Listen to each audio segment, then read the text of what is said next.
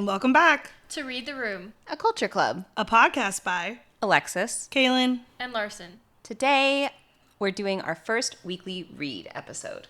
So read stands for what we read, what we endured, what we ate, and what we did. These can be taken literally, figuratively, put our spin on it, but that's what they mean. Yeah, they will be purposely misunderstood at times. At times, we may barely understand them ourselves. All right, who's gonna kick us off with their read? Alexys, why don't you start?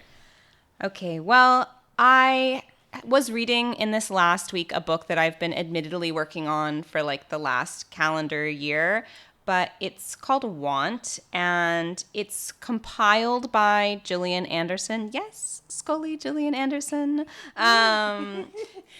It's a retelling or kind of a recreation, a revisiting, if you will, of Nancy Friday's My Secret Garden, which was this book that came out in the 80s where women were allowed to write in with what their sexual fantasies were. So kind of like a 2024 version of the book that's like modern women's sexual fantasies. And it's just totally anonymous and super upfront, very digestible because they're all very small entries. And so I just sometimes when I have nothing else to read or I'm between read, will read like 2 or 3 of those at a time, never in a public place. I'll have to add that to my list, but you know, since she plays a sex therapist, I think she might have an insight to this. She talks about that in the preface of the book. My only other read that I will mention is my students' essays. So usually when I have a lighter reading week, it's because I'm reading students' essays. I won't say anything other than that they're high schoolers' essays. So you can imagine the energy that it takes.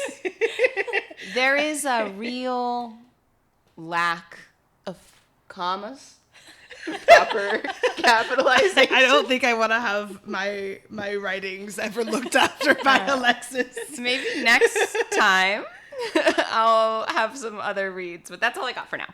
Okay. Well, I'll go next, I guess. The literally read, which I guess you also literally read, but I finished listening to The Midnight Feast by Lucy Foley, and I really enjoy her writing. I don't know why I'm so averse to trying something. I've read 2 of her books and enjoyed both of those books a lot, and for some reason, I still have averse feelings to reading those things, but I'm glad I finally read it through Libby. If you don't have Libby, get Libby. We'll talk about that more. And I'm also currently reading Half His Age by Jeanette McCurdy, which I was really interested to read after what is the name of her memoir? I'm Glad My Mom Died. Which personally I'm not, but anyway.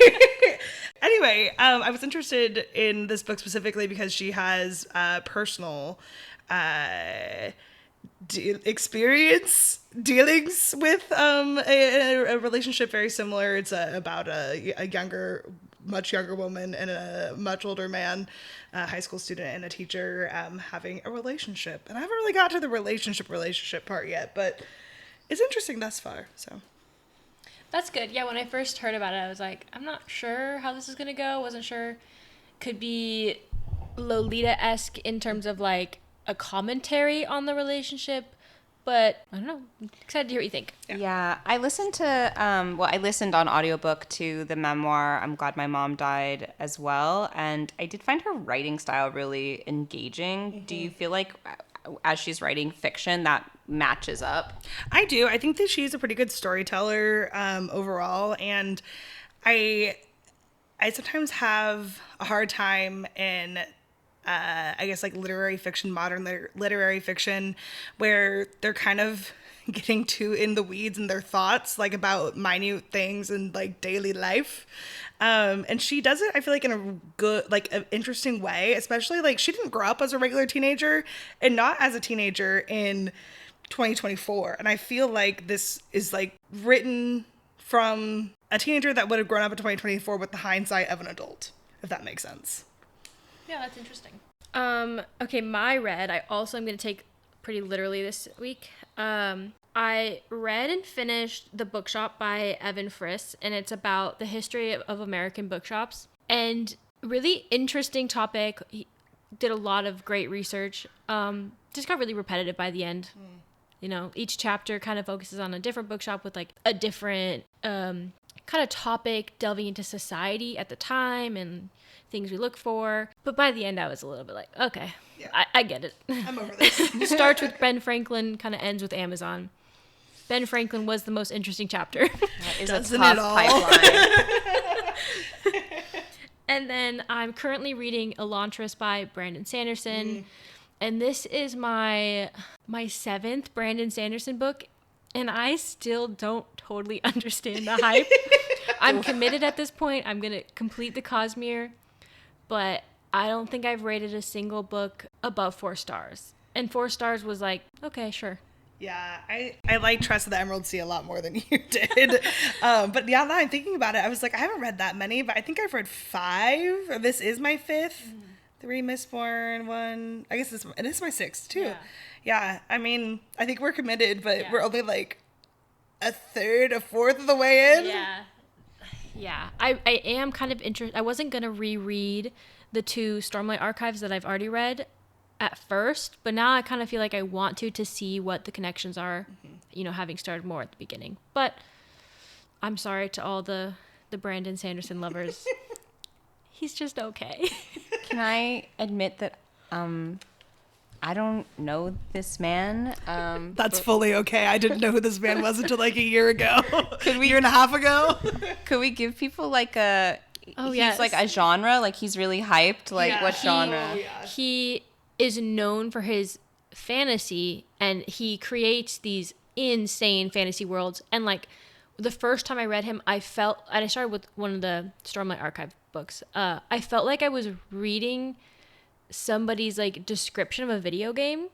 I can see that. His world building is so crazy in depth that you don't even know all that he's doing until you've read all the other books, because he's linked everything. He kicks out like minimum 1 book a year, but like multiple books every year. I just think about the stupidest thing, and I don't know if it goes into this at all, but I'm thinking I literally didn't understand how to play the game Animal Crossing.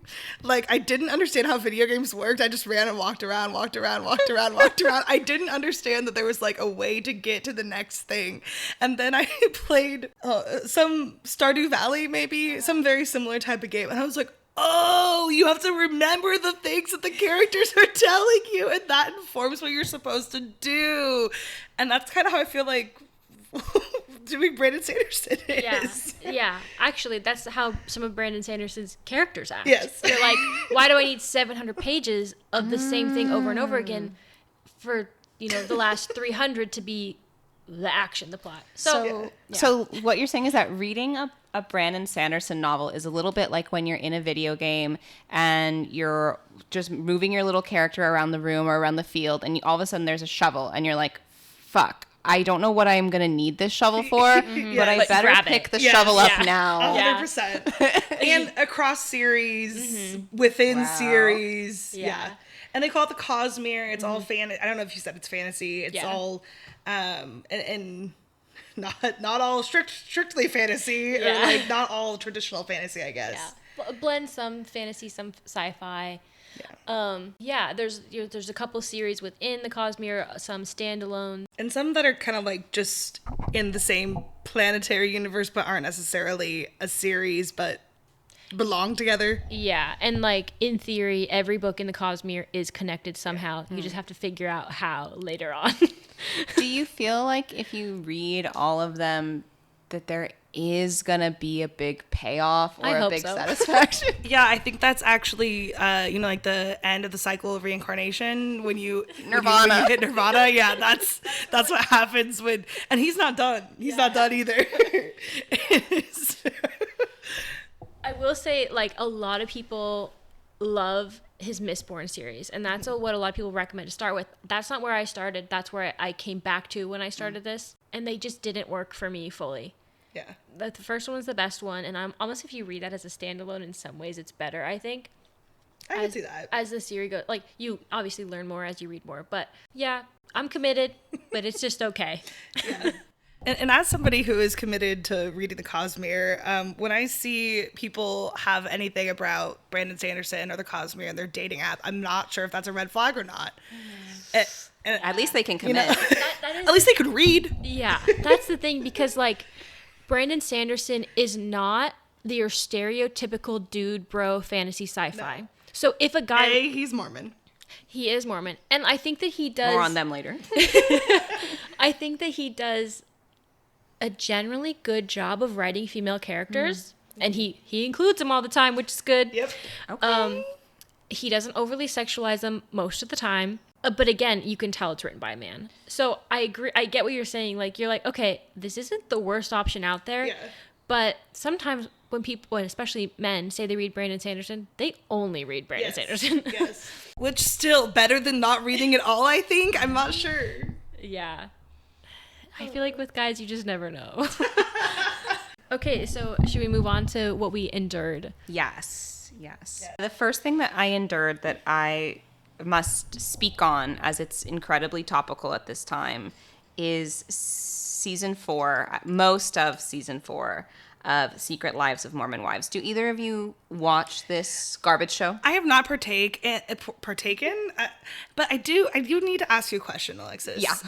The other day I was referring to something that you had mentioned about this show to Larsen, and she had no idea what I was saying, and probably because I wasn't saying it correctly. But is there something called like Fruity Pebbles, and it's about them like pissing on each other? Okay. Yeah. Okay. So there was the Fruity Pebbles was a season 3 scandal, but actually it kind of goes back to even earlier seasons. But the reveal of Fruity Pebbles happened last season. Fruity Pebbles is a sex term.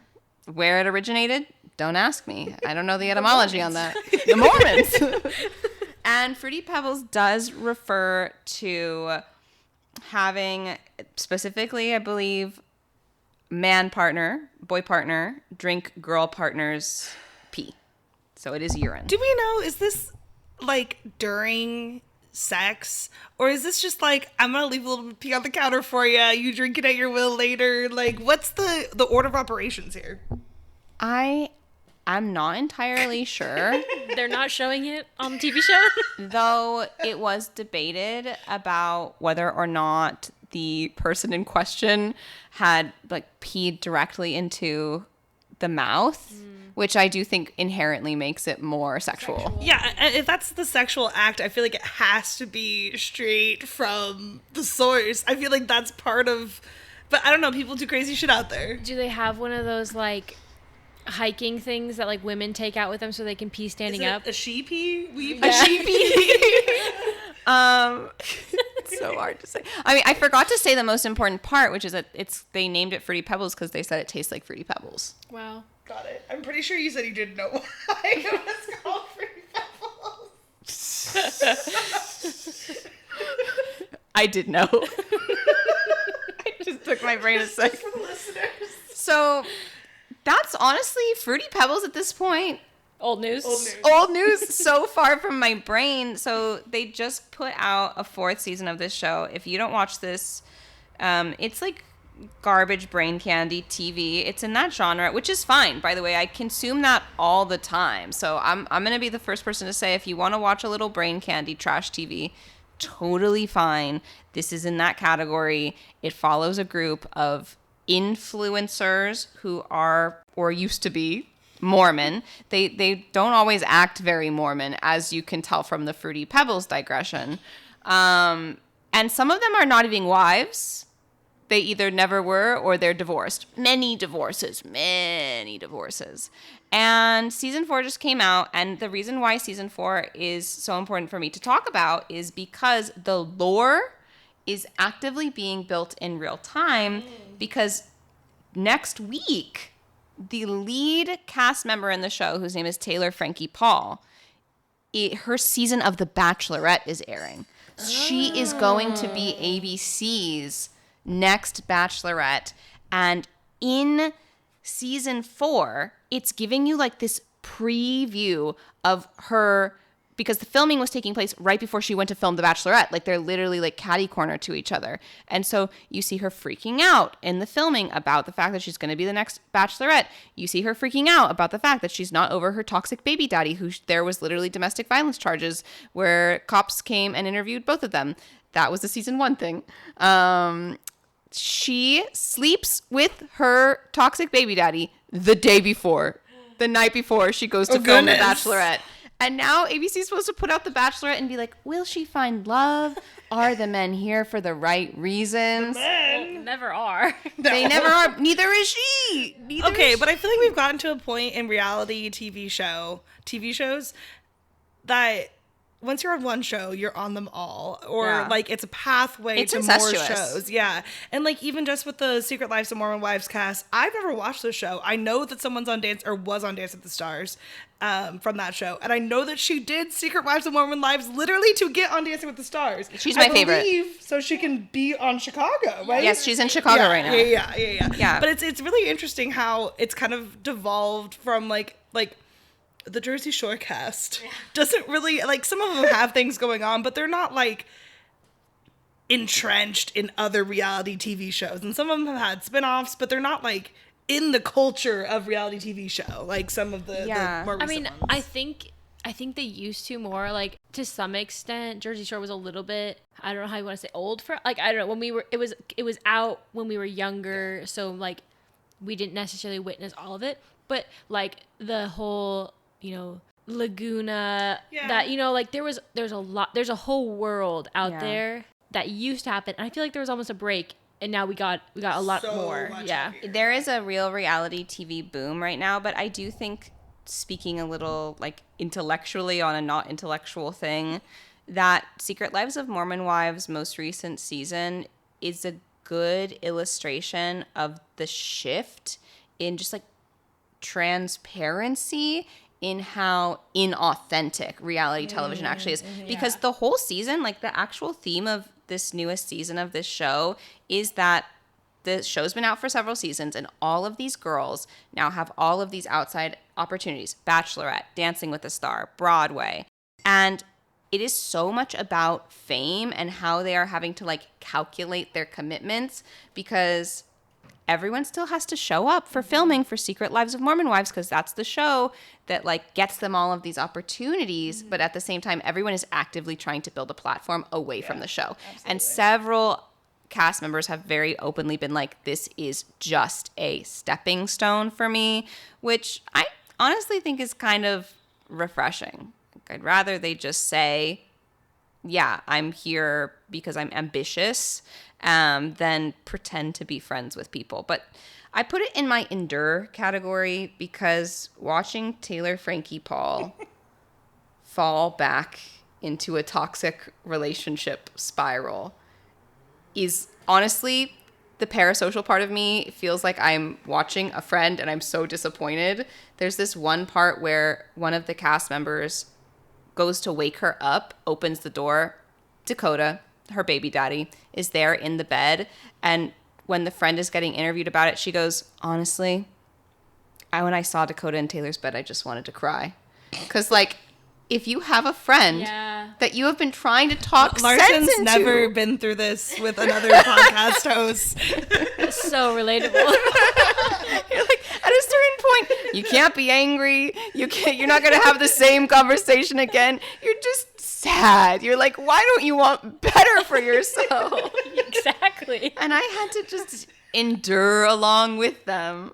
But I do wish all those girls well. I wish them a whole lot of therapy.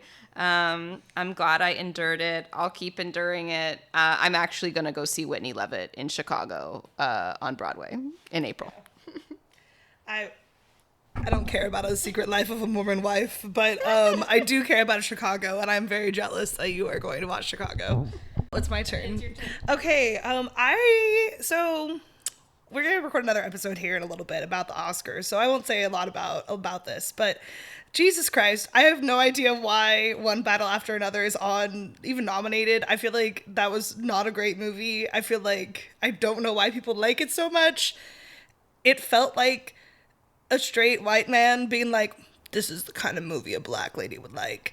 And it's just so strange to me. It's just not a good movie. I don't know what we're so excited about. And like I felt like there's so many parts I'm like, oh, this is gonna be a good scene. And it was just kind of lackluster. And Sean Penn is gross.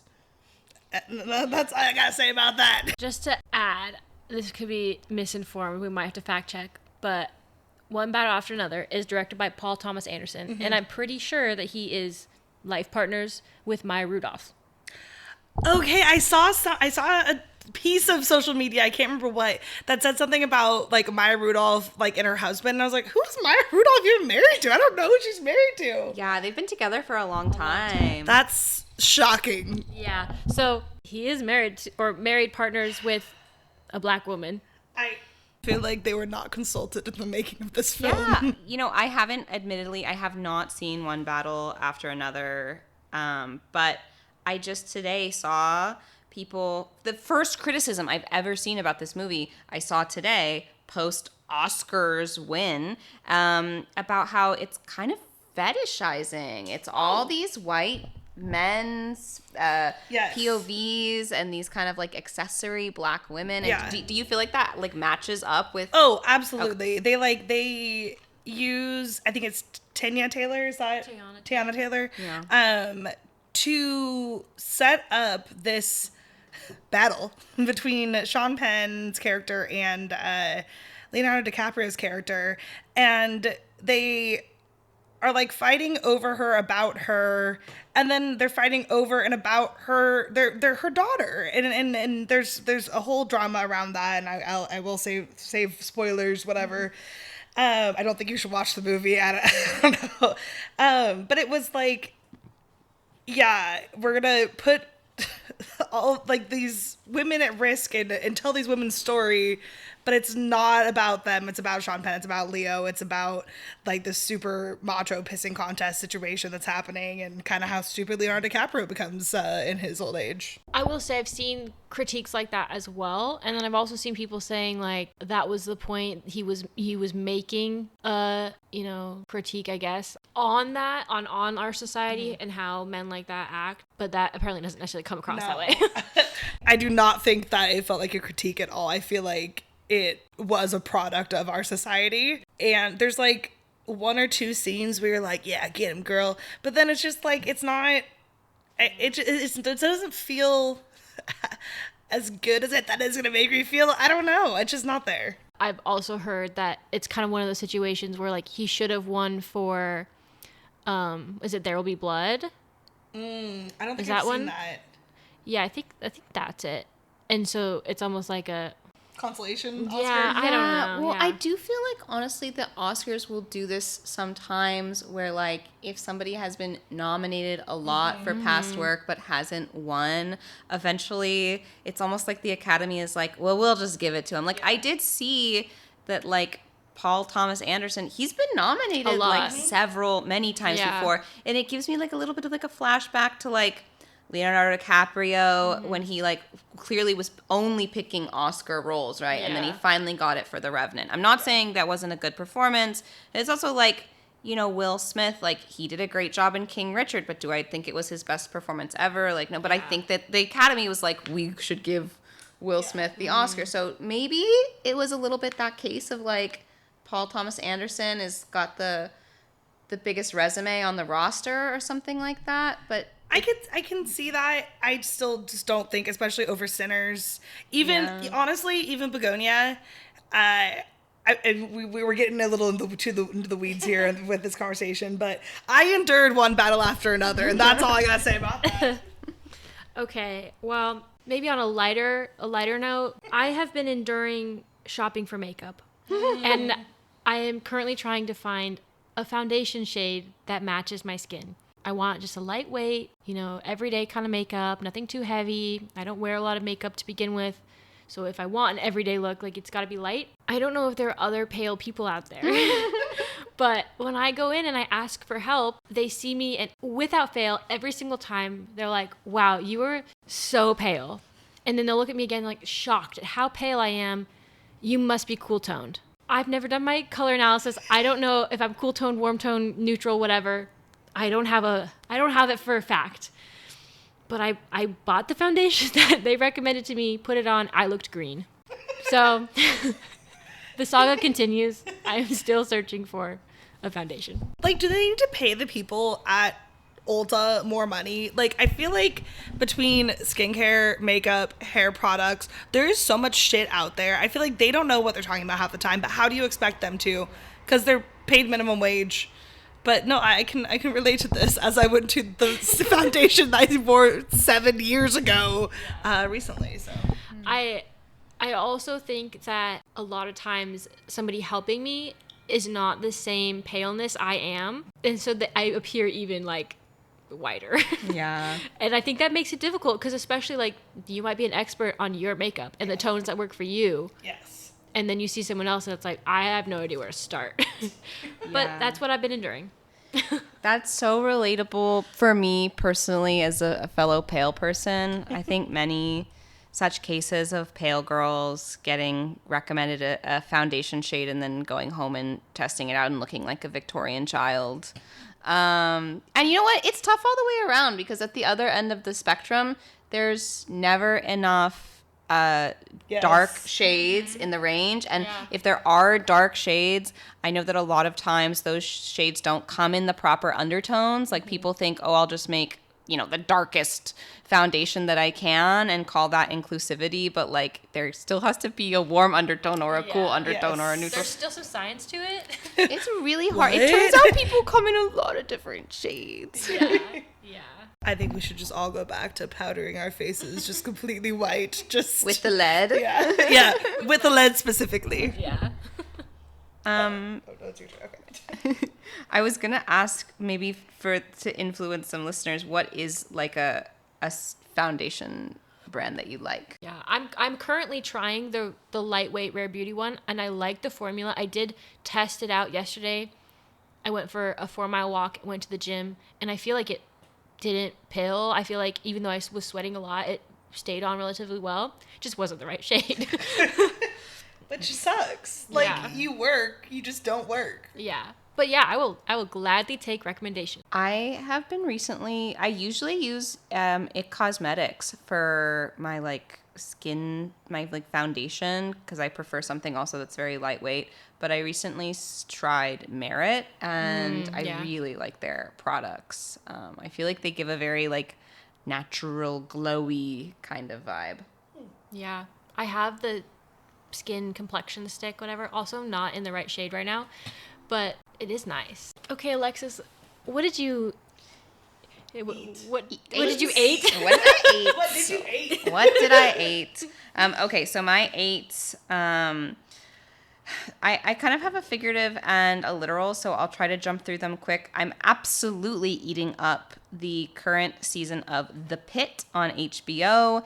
It is in season 2 right now. I think that there's like 7-ish more episodes to go. Don't quote me on that. About halfway through the season. And every single week, it is the one show that every single week I watch when it comes out. Like, it is my weekly watch. My cousin comes over, we watch it together, and I just love having a TV show like that. I love having a TV show where I take an hour out of my week and I just watch it, and it's like an event, and I have to wait for the next episode. And The Pit takes place in a emergency room, and it's about the doctors in the emergency room, and I don't always get into medical dramas. I never was like a Grey's Anatomy person or even like a OGER person, but The Pit moves so fast, so freaking fast, like the real pace of an emergency room. So I'm just never bored. Like I never, when I'm watching The Pit, reach for my phone. You couldn't even. You would miss so much just in a few seconds. And it leaves a lot of Easter eggs. I just think a well-built show, if you can stomach it, there is some like gory bits.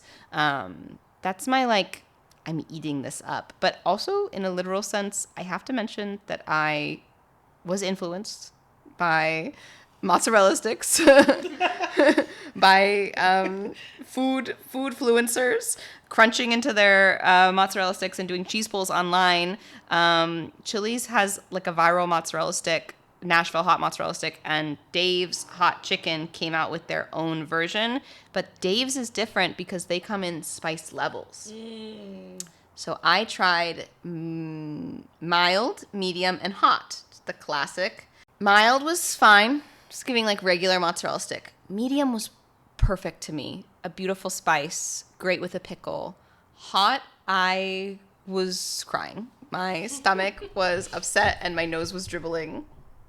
Don't they have many levels of hot over Yes! hot? Oh God. I think they have like at least 2 or 3. They have like very hot, and then they have like Reaper. So I can't even. A Reaper, I've heard you have to sign a waiver. I don't know if that's true or not. But my nose was dribbling, and I like spice. I did eat the whole thing. It wasn't like inedible, but it was really pushing it. And that's what I ate.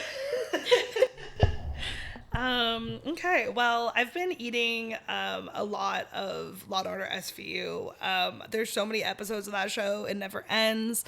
I'm honestly not sad that it never ends.